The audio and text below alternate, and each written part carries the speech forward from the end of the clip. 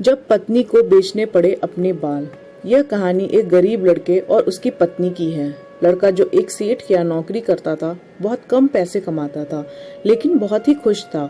उसकी पत्नी बहुत ही सुंदर थी, जिससे वह बहुत प्यार करता था। उसकी पत्नी के बाल बहुत ही लंबे व सुंदर थे। वास्तव में वह अपनी पत्नी के बालों को बहुत पसंद करता था। एक दिन पत्नी के बालों में लगाने वाला हेयर क्लिप टूट गया। पति काम से घर आया।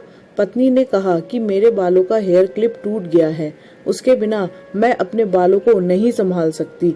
यह सुनकर पति बड़ा दुखी हुआ और बोला कि मैं तुम्हारी हर जरूरत को पूरा करना चाहता हूँ, लेकिन मेरे पास तुम्हारे हेयर क्लिप के लिए पैसे नहीं हैं। मेरी अपनी घड़ी 1 महीने से खराब है और मैं इसको ही सही नहीं करा पा रहा हूँ। पत्नी ने कहा, ठीक है, मुझे कोई खास जरूरत नहीं है।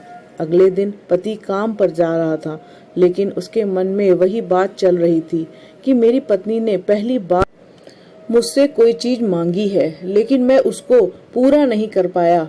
फिर उसका ध्यान अपनी खराब पड़ी घड़ी पर गया और उसे घड़ी सुधारने वाली दुकान पर जाकर कुछ रुपए में बेच दी। घड़ी खराब थी, इसलिए कुछ ज्यादा रुपए नहीं मिला, लेकिन जितने रुपए का क्लिप आता है उतने रुपए मिल गए।